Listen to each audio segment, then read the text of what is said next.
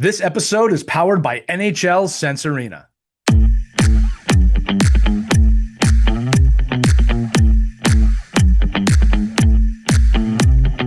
Hello, hockey friends and families around the world, and welcome back to another edition of Our Kids Play Hockey. It's Elias with Mike Bonelli today. Christy Casciano Burns is on assignment, but today's show is going to be great nonetheless because every young hockey player dreams of making the NHL. How many times have you heard that? We talk on the show all the time of you should never tell a kid not to dream, but the truth is this: if your kid's playing youth hockey, they're thinking about it. And very few get to see what that journey looks like, but today's guest didn't take the easy path, but accomplished that. He wasn't a first-round pick. He wasn't handed opportunities. In fact, he was passed over in the NHL Draft before eventually hearing his name called. And from that moment on, he earned everything that followed. That journey took him to the NHL, where he built a career through grit, resilience, and unwavering commitment to his teammates. Along the way, he became known not only for the way he competed on the ice, but also for the way he cared for people away from it, earning recognition for his leadership and service in the communities where he played. Today, he's become a powerful voice for the hockey community, helping players, parents, and coaches understand that while hockey can shape who you become, it should never define your worth. That is something we wholeheartedly agree with here. Because the greatest lessons in this game teaches aren't always about scoring goals or winning championships or making the next team. They're about resilience, character, perspective, and becoming the kind of teammate and person that others want to follow. Ladies and gentlemen, please join me in welcoming Kurtis Gabriel to the show today. Kurtis, welcome to Our Kids Play Hockey. Brother, thank you so much for the beautiful intro. I really appreciate it. I could not agree more with everything you just said. No, thanks, buddy. I'll tell you this, that we were really excited when we were able to get you to come on because you really do just exude a lot of the things that we talk about. And while Mike, Christy, and I do a great job, I think, of having these conversations, the truth is this: you were there, you did the work, you put the time in, and you have this mindset that we want to share, right? So let's go back to what I said in the intro about every kid wanting to play in the NHL, right? You said it. You were one of those guys that did not exactly have the easiest time. You were passed over in the NHL Draft twice before hearing your name called. Going back to you at that age, what kept you believing in yourself, and what would you say to any young player that feels overlooked wherever they play today?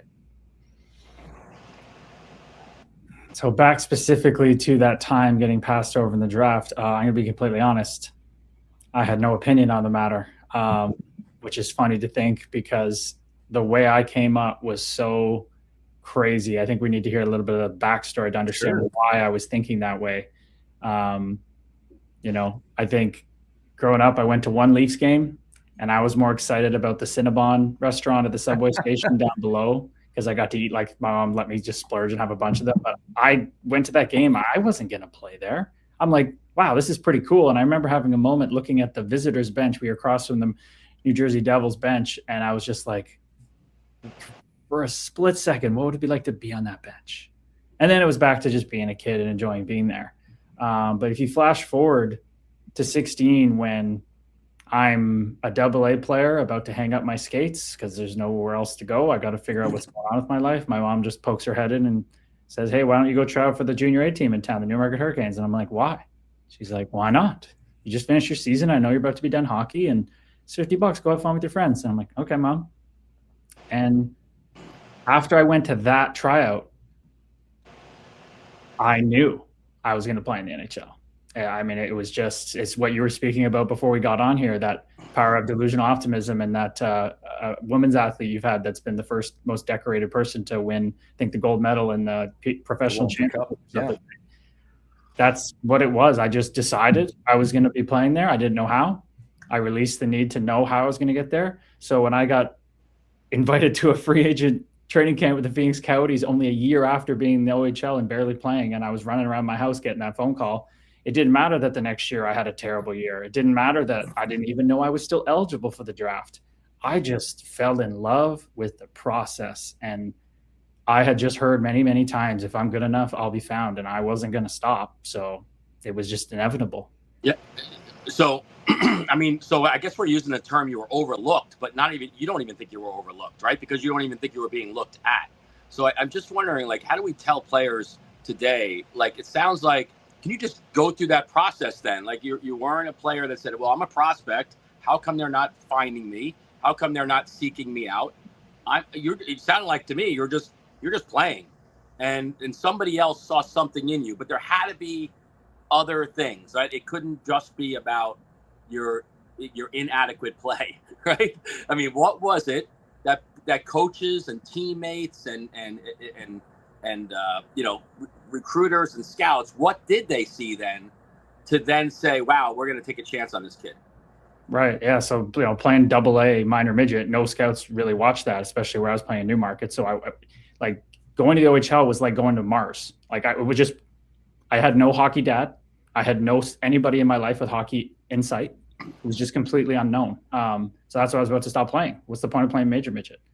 But what changed was when I decided this is what I was going to do, I didn't do anything else with my life. I didn't go to parties. I didn't play video games. I didn't just go take a day off. I just looked up on the internet with my mom. She said, if we're going to do this, we got to make a plan. What do people do? Well, they work out in the gym and lift weights, get bigger, faster, stronger. They get a private skills coach and work on their game and skating, and they eat, sleep, and breathe hockey. And that's what I did. And when I started doing that, I got noticed at those junior A tryouts, and they went, who the hell are you? This AA player. We can't take you from 16 as a AA player onto our junior A team. You have to go play major midget. I did. A coach there looked at me and said, kid, I see how bad you want it, but you're not going to make it scoring goals or skating circles around people. You're going to have to hit people. And I know the way you're going to hit people, you're going to have to fight people. And I said, okay, where do I sign the contract for that? Because I've already decided I'm going to play there. I don't care how I'm going to get there. I've released that. I'm just going for it. And I started to play that way. So when I started showing up the next year to the next junior A camp, when I put in that year of major midget, I was signed right away because I was just out there playing that role, hitting everybody. And then I did not take skates off. I mean, the junior A team who I was now signed with said, hey, kid, we know you like free ice and you just want to work on your game. Go skate at our junior C tryouts, our affiliate team. You're not there to make the team. You're on our team, but just go play at their tryouts and get better. And I'm like, okay. And I didn't go out there and dog it like I was a junior A guy and I'm the cool guy. I went out there and I ran everybody over and I scored 3 goals and I got a fight. And what happens is there's an OHL scout named Brian Denny sitting in the stands, not scouting there, just watching.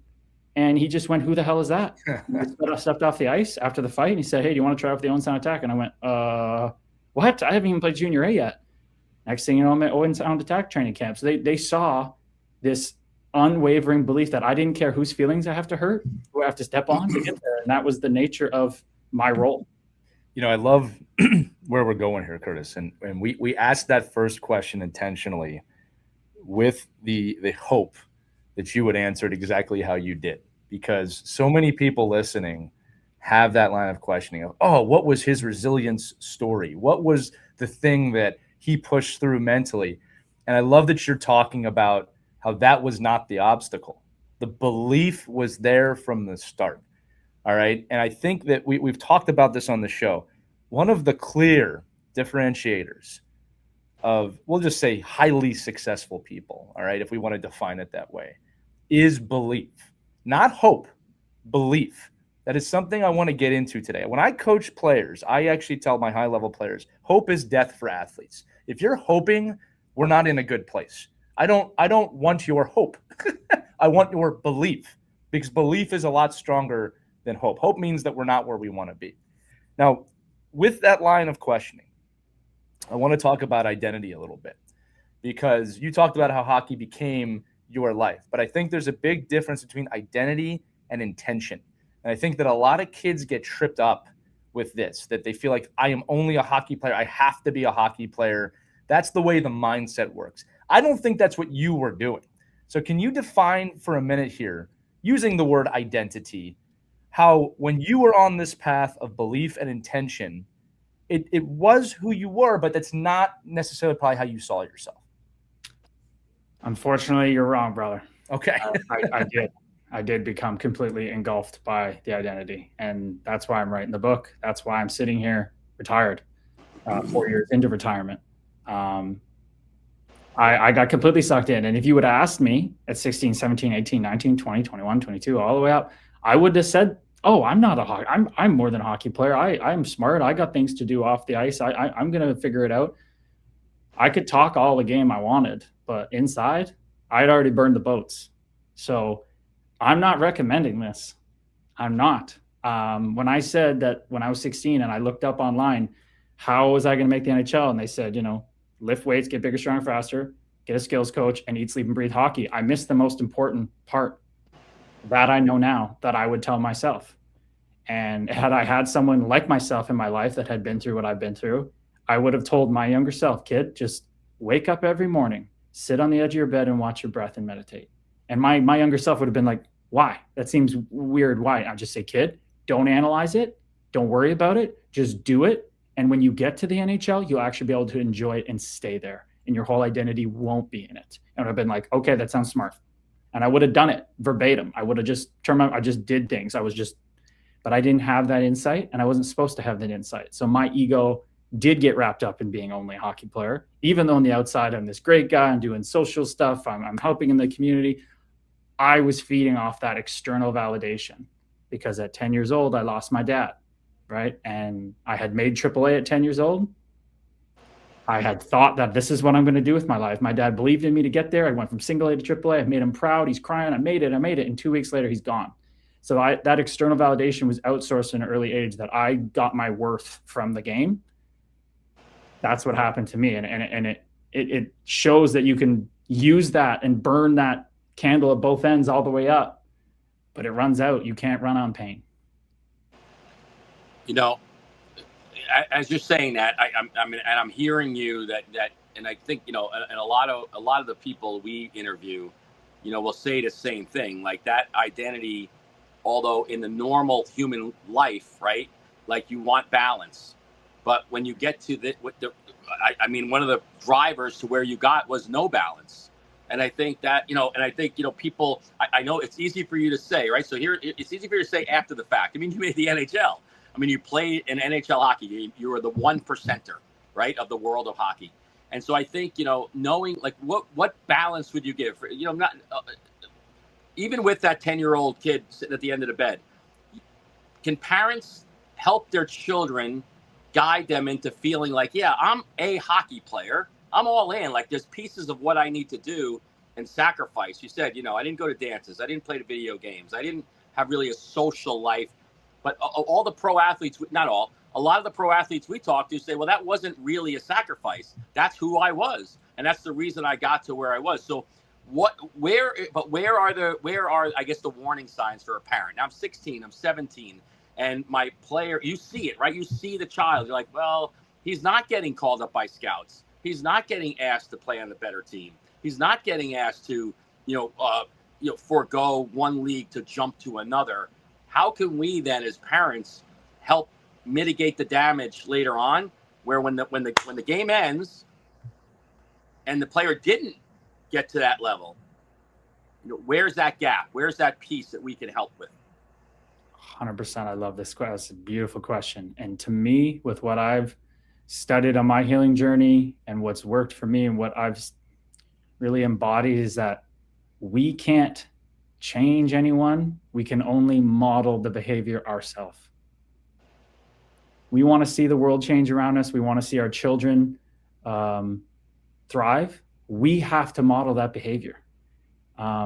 Sermons and words and lectures don't change people. Energy does. Embodiment does. A beautiful flower doesn't request or coax or convince the bees to come to it. It's just fragrant and the bees find their way. Your children will fall in line with your actions, not your words. Words can be very easy to say, but when the actions don't line up, kids notice. Kids are very, very observant. They soak up things like a sponge. Your actions have to line up with your words. The actions come first. That is what it's about. It's not the father who is saying, hey, we can't all be about hockey. That's not our only thing. But he comes home from work and then he doesn't spend time with his kids and numbs out with Netflix and beers. It's the mom saying, hey, we gotta do our part and we gotta make sure we help in the community, but then decides to go get her nails done instead of helping down at the whatever. Like it's embodying selfishness or unselfishness. It's embodying these qualities of, we're more than a hockey player. We're human beings. We have other interests. The mom who's chasing her side passion in her free time. It's embodiment that changes. So I think it starts with us. We can't just tell our kids things and think they're going to do it. I think we're going to take a pause in the episode, and we're going to go backwards to the episode we just did about community and about being involved, and how like almost a coach's obligation to be that person to spearhead those things, because they're not innately part of what we do. Like, they're just not something for a lot of humans. Like, you drop them off, you pick them up, you did your job, go home. Like, and I think, having that stewardship and what you're talking about that mentorship. I mean, if it's not a parent, then, right, then maybe it needs to be a coach. Maybe it needs to be an organization. Maybe it needs to be a team culture. And I think, let's go backwards to Lee's introduction. Why was it then when you were in the NHL and when you were playing at that level, what drew you to those community partnerships? Like, what drew you to do those things? Like, what made you such an outstanding athlete in your community because of the things you were doing within the community? It's an interesting question to answer, because I'm being completely vulnerable here. I got a lot out of it from external validation. Ooh, look at the hockey players showing up at the hospital with the black eye, kissing babies. Ooh, look at me helping out at the mission. Look at me reading books to kids. I enjoyed it. There was great intention behind it, but I still was feeding off this, like, I'm this special person. I'm this special guy. And that's what led to me, when retiring, completely struggling so hard. Like, going through years of depression, anxiety, almost not being around. So that's because my identity was so tied to it. My self-worth was so tied. If I was a good hockey player, I was a good human. If I was a good tough guy, I could show up for people in the community. That's just the honest truth. No, I understand that. But I mean, obviously that validation was, built on the fact that these people actually did love you being there and did love you showing up and did love the fact that you gave up your time. So I think we talk about it a lot. Like, when I give, like, if I give to the Lions Club, or I give to the Boy Scouts, or I give to my community events, it's a little selfish. Like, I'm going to get involved. I'm going to help out.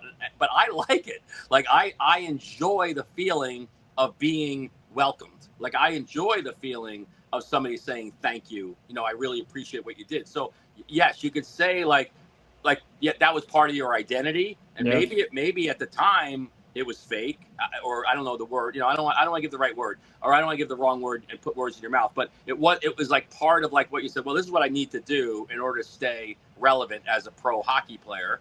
But all the people that you affected obviously didn't feel that, or else you would have known that, everybody around you would have known that. That's the paradox, is that we're not going to sit around and wait till I get my identity set before I go out and help people. It's part of the process, regardless if it was coming from a side of myself that was insecure. When I went around those people, it was like a relief.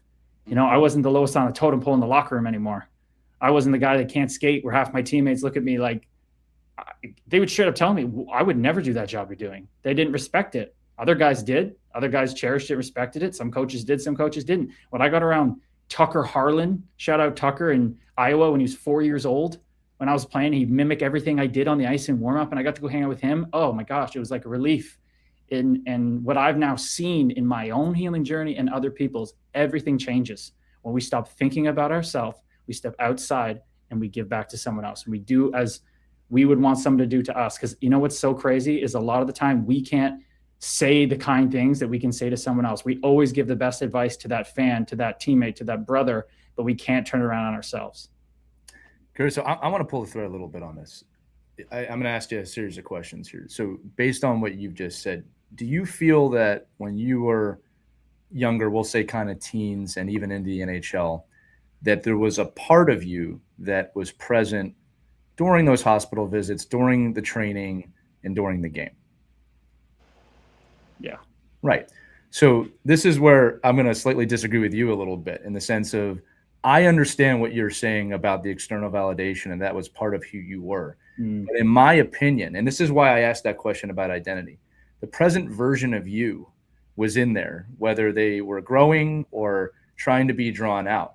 And I think that the decisions you made, and they're good decisions, a lot of them, to help kids, right? Whether there was external validation in that or not, or to train hard, all of that was part of the journey to bring you to where you are now. Now, for the audience listening, right? When your brain connects to what the present moment is, I always equate that to like the beginning of the universe. It's like a big bang goes off in your head, And you cannot see the world the same after you realize present moment thinking. It's not possible, right?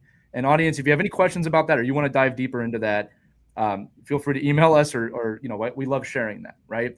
But I agree with what you're saying in the sense of there was another version of you during those times that the identity was attached to, okay, I'm a hockey player. Okay, I'm doing this because this is what NHL players do. But I don't want you to sell yourself short, because I think the positive, the good, the present version of you was in there. Maybe we could say growing or building, but all of that had to happen for you to get to where you're at, right? And again, not to go super deep into it with the audience, but a lot of times the path to this kind of awareness is through suffering, right? That's kind of well documented, all right?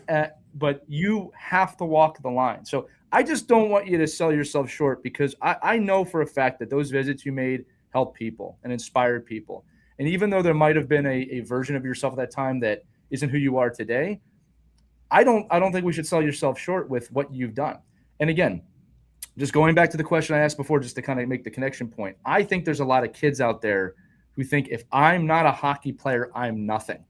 And they're missing the present piece. And I do think that was inside you at a young age, right? And again, you can feel free to disagree with that too. I just feel like it's all part of the journey to getting you where you're at today. I couldn't agree more. I lean into the vulnerability and the side of the honest truth, but of course, I followed my highest excitement. There was nothing more exciting to me than chasing the hockey dream. Even though I was going to get there one way or another, it was so much fun to go down it. And I just did the best with what I could at the time. And you absolutely nailed it. Every single moment was perfect, leading me up to why I'm sitting here right now talking about this. And believe me, I don't sell myself short. I cherish every moment. I don't regret a single moment. How could I possibly?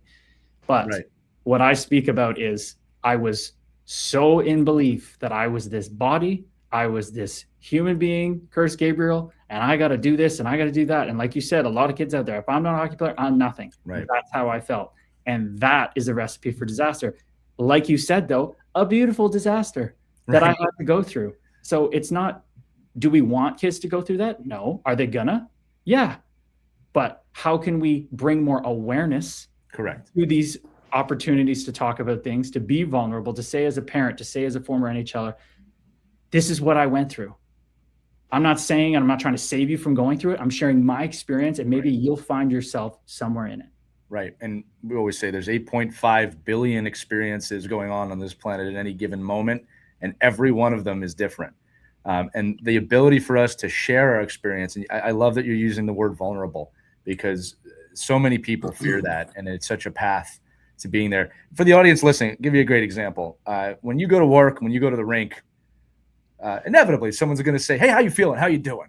Right. And 99.9% of the time, I'm doing great. And you're not. So I've got myself in the practice. I've had people come into my job. Hey, Lee, how you feeling? Not feeling great today. Right. But I'm going to push through it. We're going to work through it together today. Right. And I'm just being vulnerable and being honest. And you know what? Typically when I say that, Kurtis, things do start going in the right direction because I put it out there. We talked about energies before. So just to bring this back to hockey, I want to make sure the audience understands, like, this is all part of the journey. And hockey, especially youth hockey, is one of the greatest teachers. And it's one of the greatest abilities to learn these life lessons. Kurtis, we say it on the show all the time. The ROI on youth hockey is life lessons. It's what you can experience. I don't even love using the word ROI, because a lot of people use that and go, well, if my kid makes college and they get a scholarship, that will have made this worth it. Abandon that mindset immediately, whether your kid is the top player on the team or not. If your kid leaves this game having learned something about themselves and the world and how to interact and how to be part of a team, and there's so much more beyond that, you've won. And again, if you want to look at it like that at all, right? So when we're talking about parents, Kurtis, like I said, we try and put that out. We know this audience obviously agrees with that, or they wouldn't keep listening every week. But we say it. You can cultivate the love. You can cultivate the life lessons. You can't create it. Your kid has to learn to do that on their own, and that's the journey they should walk. And again, man, you did that, right? You had that belief. And I think I want to go back to that one more time of belief. I think it's an underestimated, misunderstood aspect of success, or the path, if you want to say that, of I love your belief in yourself. And I wish more kids had an uncommon belief in themselves. I totally agree, man. And it's actually what's funny is that you talk about hope, get rid of that. Yeah. Belief, I think it even goes deeper because the root word of belief is wish. And I think it became a knowing. Like when I walked in that training camp at 16, I just knew, like, this is what I'm doing. I don't care how I get there, how long it takes. That's what I told Craig Channel, the Minnesota Wild Scout, at a Tim Hortons 2.5 hours in a conversation right next to my house. He's like, what do I take back to Chuck Fletcher, my gym? I said, I will not stop until I make it. It's just it. And he's like, that's all I need to hear. So it was a knowing. And it's funny because it's so paradoxical. I knew I was going to play there, but every step in the journey that things happened still blew my mind. Right. You know, at 19, Christmas break, I've broken through. I'm this dominant third line in the OHL. We're one of the top teams in the league. And me and my mom are having an apple juice before we head home for Christmas. And my GM, Dale DeGray, just sneakily comes up with me with a smirk on his face. And he goes, your son's going to get drafted to the NHL. And me and my mom almost spit out our apple. Excuse me? I was like, I'm not eligible. He's like, yeah, you are. Third year eligible. You're going between the third and fifth round. Have a good night. And he walked away. How do you think that drive home was for Christmas? How do you think the presents were that year? So I knew, but it still didn't mean that there were not debilitatingly hard times through injury, through told I wasn't going to make the team the year before, to crazy things. But man, I knew it, and I just watched it unfold because I just turned my whole intention and my whole life towards it. Well, I'm going to say this for the audience. Let's dive into this, man, because I'm all about this stuff. Here's something I know, right? I've been writing out since a young kid what I know I'm going to do. And like every few years, I'll kind of reset the list a little bit. I'm going to tell the audience this. Everything I've ever put on that list, I've accomplished. And I put some lofty stuff on that list. Okay? Now, this is where I'm going to go with the audience, because I think sometimes people hear that and be like, oh, okay, yeah, no, maybe. I've never met a person, and if you guys have, let me know. I've never met a person that has done this practice, truly believed what they wrote, and not succeeded. All right? Now, I want to say this again. I have not yet met someone who's come up to me and say, yeah, Lee, I did that. I wrote every day my goals and dreams, but none of them panned out. I have not had that happen. I have had people say, well, I wanted this. I wanted this dream, but it didn't pan out. And that's going to bring me to the crux of what I'm trying to say here. This practice is, I was going to say, it's extremely hard. It's also extremely easy. It's paradoxical, as Kurtis said, okay? To truly say something, I am going to play in the NHL. I am an NHL. I said that wrong. I am an NHL player. The belief of that statement, whether you're 16 years old or not, to truly believe that is very hard to do at the start. And I'm going to challenge our audience. I'm going to share with you a question that changed my life. If you could wave a magic wand and believe something, what would it be? And you got to take away all your preconceived notions about what would stop you from doing that. You can't say, well, I want this thing, but it's not going to happen. That's not what I'm saying. I want you to really think about this, audience. If you could wave a magic wand and have something, what would it be? Because that's your starting point. And I challenge you to write down every day, I am the thing that you want to be. I am a New York Times bestselling author, whatever it is. And do that every day. And here's the thing. At first, your brain's going to be like, okay, all right, maybe. Watch what happens when you do that every day and believe it when you write it. It'll change your life. Power of manifestation. I'm going to say it to you guys again. I have not met the person yet that said, I did that for 5 years and nothing happened. All right? Talked about energies. You talk about putting things out there. Parents, this is something not only should you do, you should inspire your kids to do it too. Because I think the younger you do it, the more benefit. There's no question in that. Just putting that out there. But Kurtis, I'll throw it back to you. It's scientific. It's not woo-woo anymore. It's not, oh, that's too good to be true. It's literally all been studied at the top universities in the world. It's called delusional optimism. There's a reticulating activation system in your brain. We've all had the experience. The typical example, oh, I really like that blue pickup truck. What do you start seeing every day? Blue pickup trucks. Right. Your brain is looking for connections. Your brain is the most powerful thing on this earth. It is programmable so easily. Your brain is encased in darkness. It can't tell the difference between a saber-toothed tiger back in caveman days being in front of you or you being at the rink and your coach is yelling at you. It can't tell the difference. You give it the meaning. So when you start to turn your intention, your awareness, the most powerful thing you own, to what you want, everything starts shifting around you. And there's this beautiful formula by this guy named Daryl Anka. It's called Chase Your Highest Excitement Formula. It's what Lee's saying. You chase your highest excitement, no matter what it is. Whatever that magic wand Lee was talking about, whatever comes across your mind, pick it. Doesn't matter if you think it's possible or not. Pick it.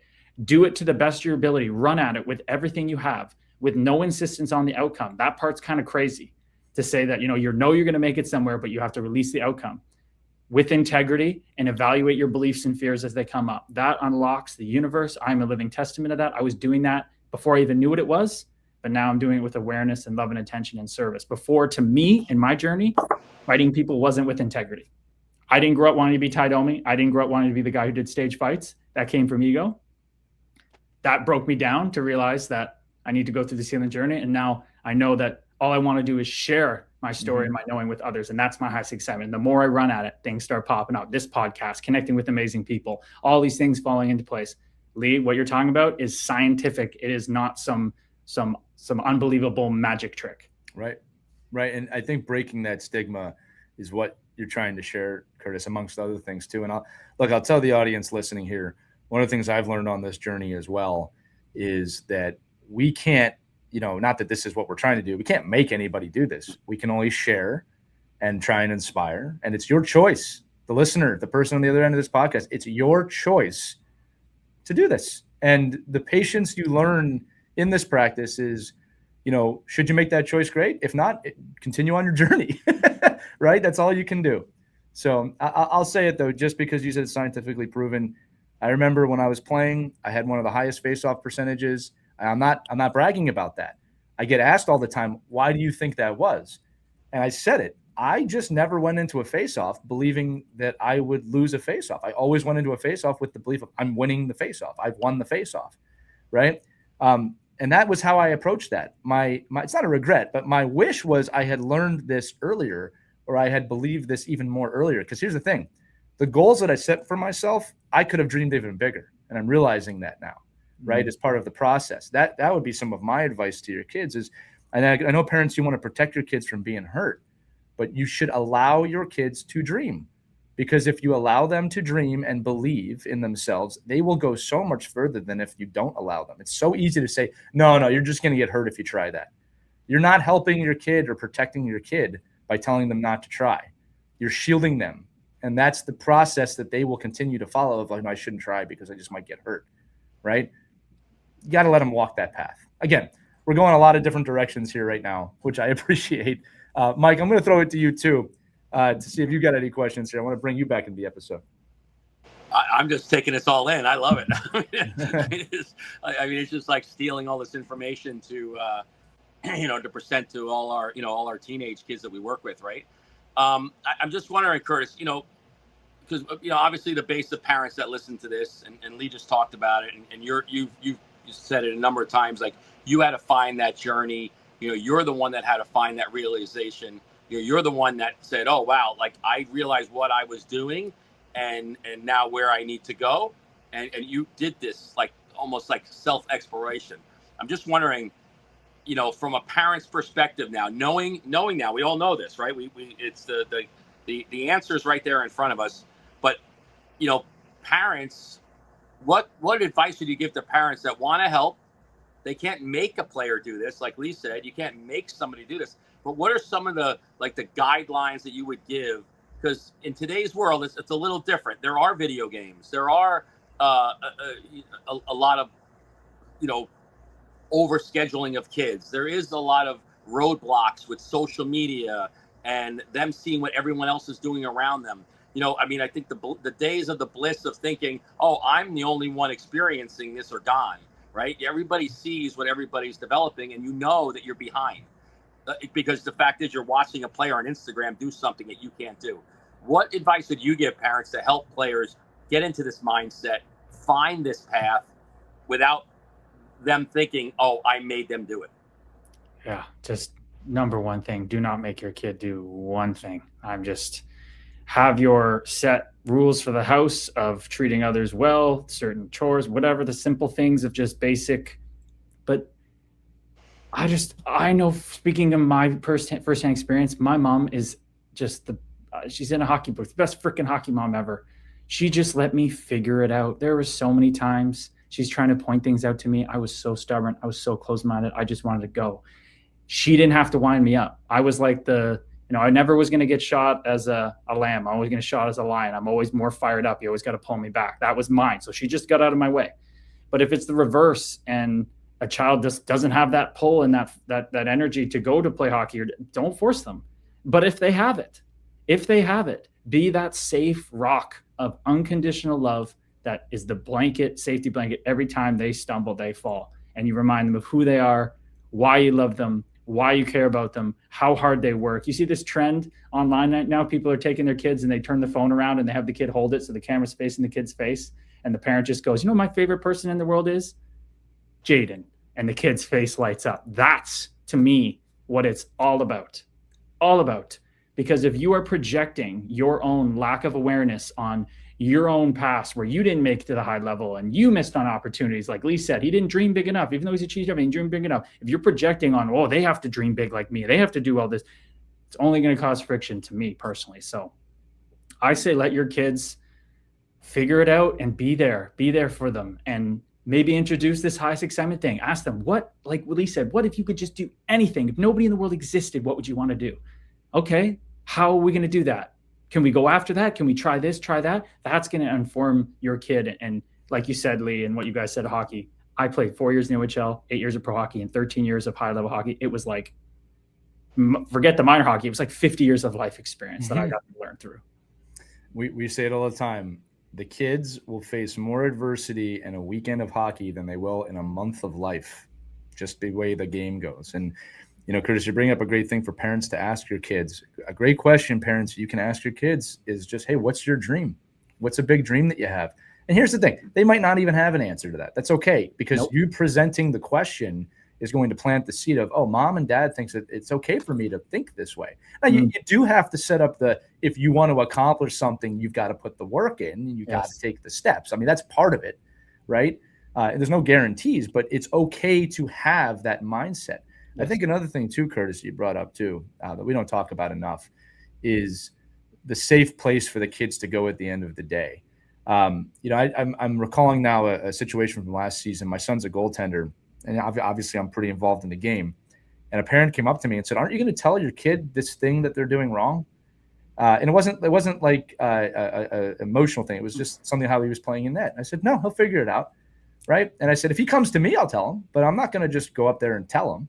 Right. And they were like, well, but this stuff. I'm like, just because I know it doesn't mean that I have to go tell him. And I said, I don't want him leaving this ice or the rink thinking that that's what my value is on him. I want him to understand, and my daughter too, that you are safe at home. You are safe with me in the car. And at the end of the day, that's where you're going to go. Because here's the truth, parents. And it's such a paradox too. Your kids are feeling so much pressure without you during the day. I just don't think they need more from you.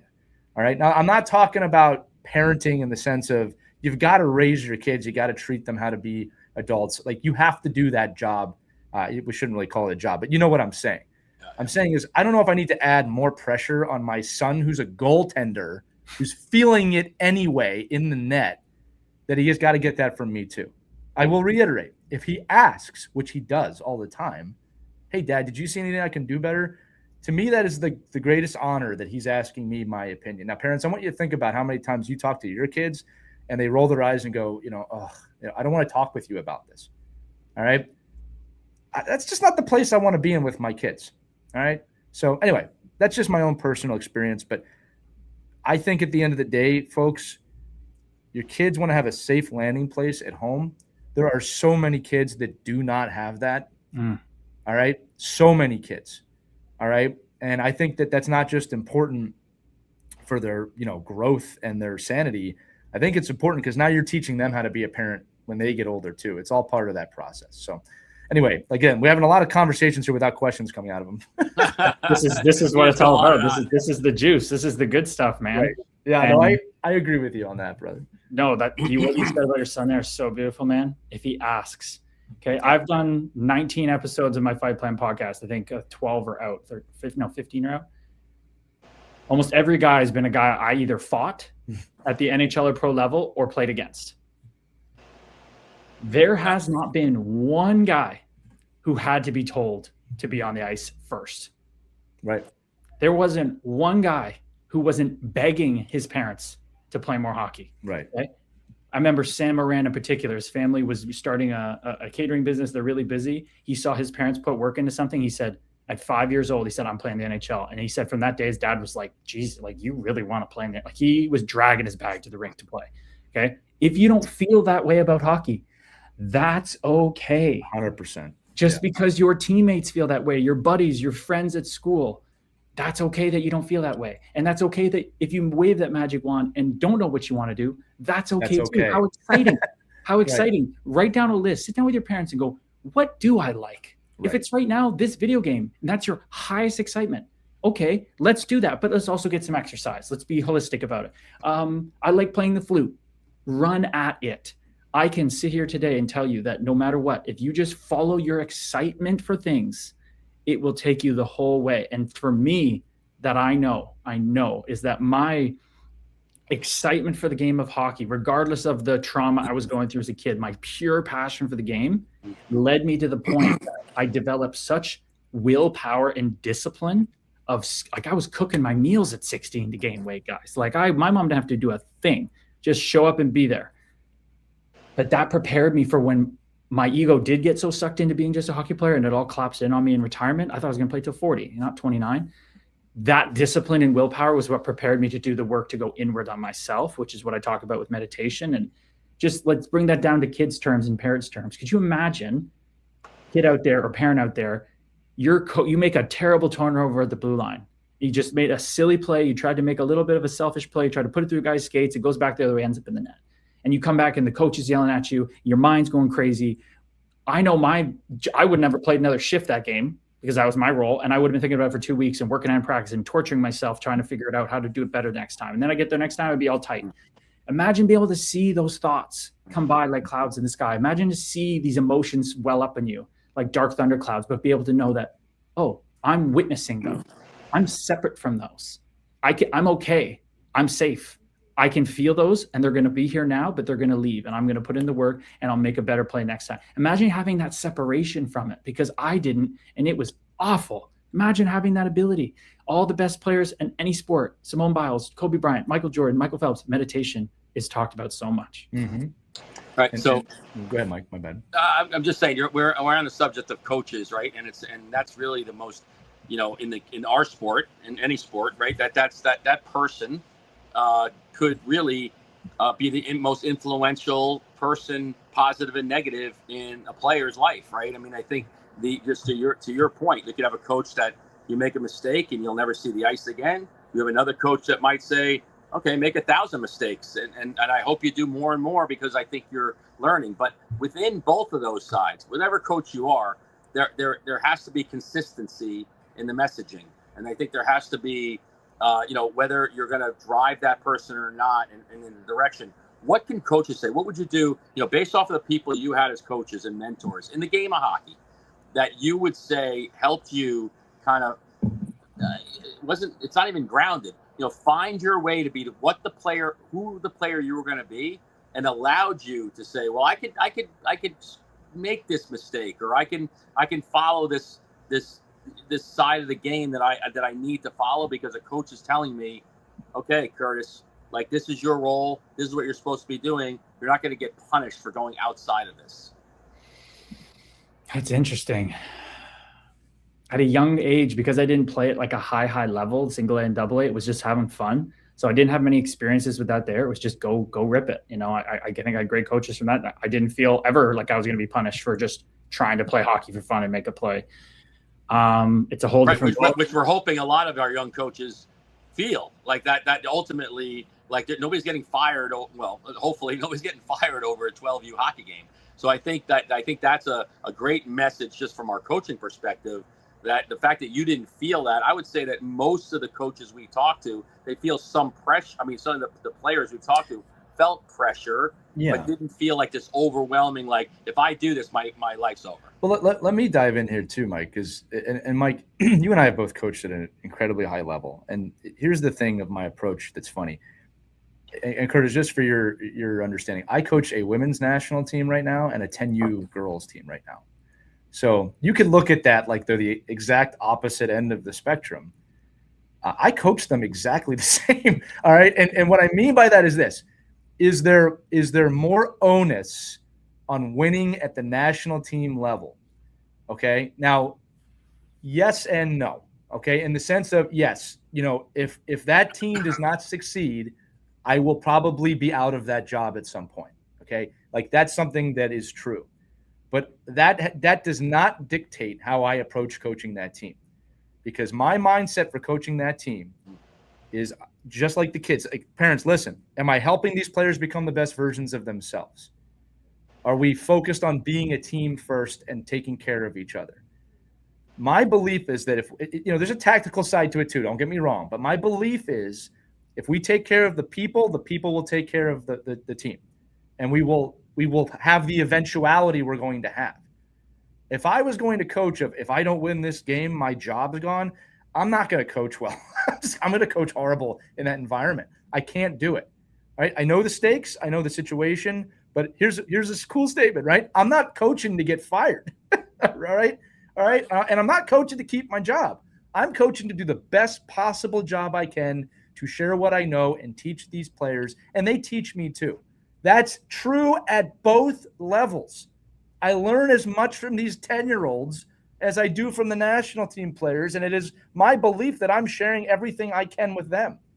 But the only difference in approach, honestly, I'm really thinking about this, is the national team players have a deeper understanding of skill and tactics than the 10-year-olds do, but it doesn't change how I approach the team, right? And again, I still have a job, so I'm clearly doing something right. Not that that's how I identify here, but like, I just wanted to make that point.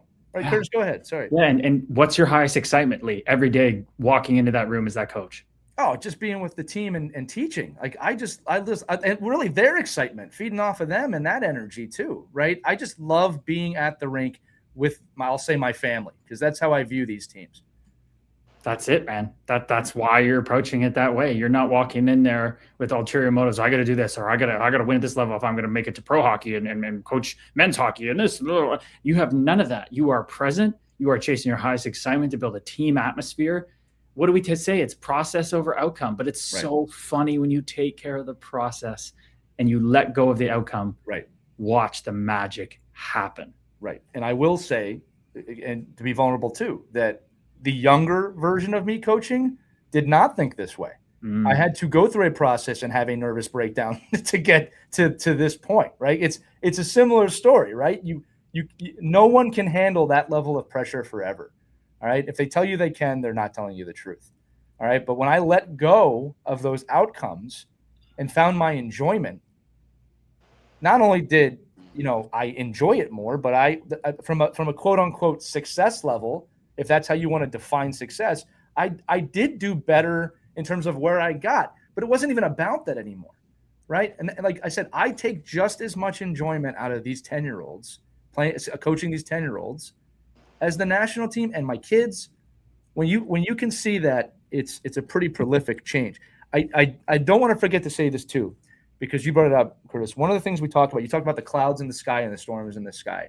One of the things we talk about with the kids is if you're able to identify the emotion you're feeling and call it out. I'm angry, I'm excited. It doesn't always have to be negative emotion, right? Because positive emotions can actually affect you too if you're not careful. Being able to kind of separate your conscious from your body is basically what we're talking about for those of you who want to do more research into this. But call out what you're feeling. As soon as you call it out and you have awareness of it, you can start to control it or work through it, or whatever word you want to use there. But kids, parents, adults listening, this is for you too. You don't have to live in that emotion and suffer in that emotion. All right. Your ability to call it out is a power. It is a force. And as Kurtis said, we are learning about this as a society and as a species right now more than ever before. I'll say it again. I have yet to meet the person that's discovered this was like, it didn't work. It didn't work. You have to have some patience with it. It's not perfect, not a perfect process. All right. But you learn that patience of, I'm really angry right now. Right. And I'm feeling that, and that's okay. Right. You move through it. Okay. Again, no question there. I just love that you brought up, again, the excitement, Kurtis, because I'll tell you what, whenever I am near a rink right now or get on the ice or get off the ice, every time now I have a gratitude statement that I say in my head that it's just so beautiful I get to be on the ice today, right? No matter what's going on, winning streak, losing streak, it doesn't matter to me, right? So find that group, find that parents, when you're in that rink, even if you're just a parent who's watching their kids, man, how wonderful is it to get to watch your kids on that ice having fun, right? And they are having fun, hopefully. All right, Mike, where do we want to go from here? I'm all over the place today. No, that's okay. I mean, I'm just wondering, because we're coming, like, again, we could probably talk about a million different subjects, but we are limited in time. And I'm just from my perspective, you're like the legacy that you're leaving, as a player, you everybody has to retire. Everybody has to get out of the game. You just said you probably got out earlier than you ever thought you would. But now you're taking that and in a lot of ways, now giving us all the tools to try to get other people there, right? And then how to deal with it when you get there, or how to understand the trials and tribulations of, when you are finished with the game. Can you just talk a little bit about, as you're going through this process right now and going through this kind of reinvention of yourself from a player and a tough guy, right, to now a speaker and a commentator and somebody that's writing and helping others, what are certain things that you'd love people to remember in this time right now that you're changing about yourself, that we could kind of reflect on a little bit? I just think the main thing is that, we're all out here looking for this thing called happiness, whether it's melting into the moment as a player on the ice and everything melts away and you get in that flow state, that zone, whether you're a parent at your job or watching your kid, you get in that place. We're all looking for this peace and happiness, but we're looking for it outside of ourselves. And it will never be found outside yourself. Everything outside yourself comes and goes and changes. The only constant is you, this awareness, this feeling that you exist right here, right now, in this present moment is the only thing that will not change. And that's the work. That's the work, is to start looking inward for these feelings of gratitude, fulfillment, peace, happiness, because that's the only place they are. When we get something on the outside, like we melt into that moment in hockey like I did, especially scoring that like second NHL goal with Jersey where I got to celebrate, and I just evaporated. I wasn't there. And then boom, I was back. And I chased that feeling. Well, that feeling wasn't outside myself. It wasn't the conditions of hockey that just revealed it to me or that gave it to me. It revealed it to me. Like it was already inside me, and that feeling got to be exposed because I was just letting go and just being present. We can all cultivate that, not playing in the NHL. And that's what I do now. I am more fulfilled and purposeful and happy than I ever was playing in the NHL, sitting in office talking about these things.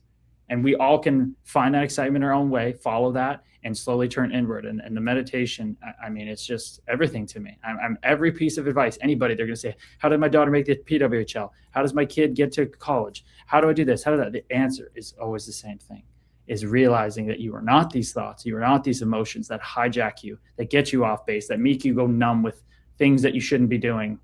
It keeps you present. So for me, that's where it's always going to come back to, is discovering what's in here, what you really are, what we all really are. Because to me, that is the purpose of life. You mentioned earlier that you're doing a show and you're doing these series, right, of talking to a lot of the guys that you fought. How do they feel about that? Are they like, where the hell was that guy when he was pounding the crap out of me? Where was the reflection? Where was the introspection? I think I'm just, it's so funny to hear, because I think that's where like a lot of us like have to understand too, like your identity. And again, maybe I'm wrong, right? But your identity of what you were on the ice isn't the same as when you're at the dinner, right? So I think the ability for athletes, we've talked about this with a number of different players that have played different roles in the NHL, that, don't, like, when you see me at the restaurant, that's not me. Like, that's not who I am. I'm not that guy. I mean, you're seeing me against, playing the Maple Leafs and I'm brawling, but that's not me when I'm at the restaurant. I was a teacher's son. Mine was a grade 7-8 teacher. I had perfect behavior in my report cards. I've never been in a fight off the ice, but I've been in 137 bare knuckle fights because I was doing it out of pain.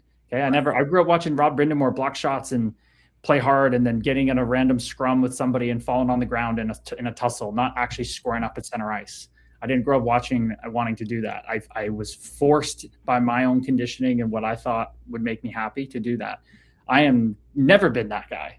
And it's funny, Chris Thorburn, the guy I fought my first NHL game, I had him for my first episode of my podcast. And he, by the end, was like, Gabe's like, what the hell, man? I've never talked to you. All I remembered about you was before that game, Blake Wheeler and Scheifele and all these guys are like, hey, Thorb's like, this Gabriel guy's drooling for it. Like, he's coming after you tonight. And he's like, oh, he's like, crap. But he's like, you come on here, and you're like, I just met you now, and this, like, who are you? Like, this is amazing. I'm like, yeah, that's who I've always been, man. It was just buried behind all that stuff. And it's funny enough, I just had Brian McGrattan on. I've heard people don't know Brian McGrattan, one of the toughest players to ever play, one of the best fighters to ever play, one of those feared guys. He was crying on Monday on my podcast, talking about how meditation, yoga, going inward has changed his life, and how the hell did he not know about this earlier, and what kind of hockey player he could have been. And now he's just so happy to be able to wake up every day, feel the peace in himself, not needing to do anything. He's going to yoga. He's taking his son Gabe, going to yoga and teaching him how that can help his game. So there's some guys who are on their own journey with it. They're like, wow, this is amazing. And other guys are like, especially the tough guys, Riley Cote, Brian McGrattan, Cody Batts, Terry Ryan from Shoresy, they all know, because they've gone through the suffering, as Lee said, and the suffering is what wakes you up and you find the truth. Yeah, I'll tell you all listening to this too, that, we always say you can't achieve, present moment. It's not an achievement, right? It's a process. And when you get there, you want to stay there, and then you have to continue to practice that process. But if you're able to find yourself getting to that point, no matter how old you are, it is a blessing. Because this is a sobering thought for the audience. There are people that are born, live their whole life, and die having never been present. That's a truth. And when you have discovered the present moment, it's life-changing. And, I think all of our hope here is that this conversation inspires you in some way to either continue practicing it or, to have some curiosity about what is the hell we're talking about, right? And maybe find it on your journey. But as you said, whether you're bare knuckle fighting in the NHL or you're a kid at home, you're on your path, and we're all on our own paths. And hopefully that path can bring you to that space. Right.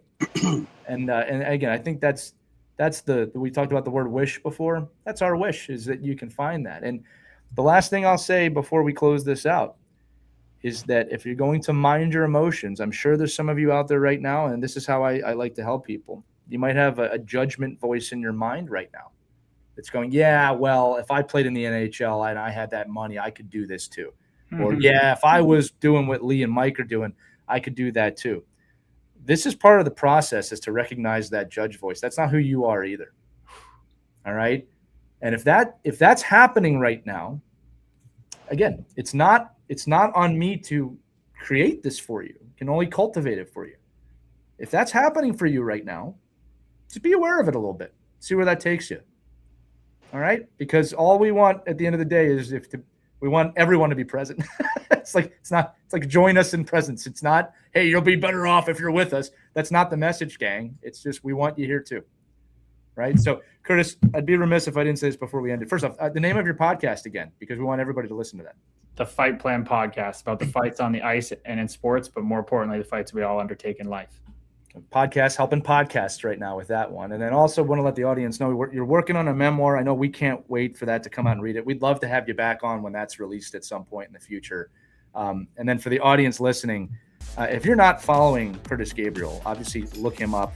at Kurtis Gabriel _ is his Instagram name. But follow him because this podcast is not the only time he talks about these things. Okay, this is a journey he has been on for a while. He's been sharing it for a while. Kurtis, I enjoy the stuff that you put out, and I think you all will too. So if this podcast inspired you or piqued your curiosity, that's another great place to go, right? So, and for the audience listening, we are going to have Kurtis on the ride to the rink. So if you're going, man, this is great, I want my kid to listen to this, but we don't have an hour to do that, come on over to the ride to the rink when that's released with Kurtis on the next episode. But Kurtis, thanks so much for joining us on the main episode of Our Kids Play Hockey today. Thank you so much for having me, guys. My pleasure. All right, gang. Remember, if you have any thoughts, questions, email us, team@ourkidsplayhockey.com, or use the link accompanying this episode in the description. Let us know what you think. It's a conversation. But with that said, for Mike Bonelli, for Kurtis Gabriel, I'm Elias. We will see you on the next edition of Our Kids Play Hockey. Take care, everybody. See you soon. We hope you enjoyed this edition of Our Kids Play Hockey. Make sure to like and subscribe right now if you found value wherever you're listening, whether it's a podcast network, a social media network, or our website, ourkidsplayhockey.com. Also, make sure to check out our children's book, When Hockey Stops, at whenhockeystops.com. It's a book that helps children deal with adversity in the game and in life. We're very proud of it. But thanks so much for listening to this edition of Our Kids Play Hockey, and we'll see you on the next episode.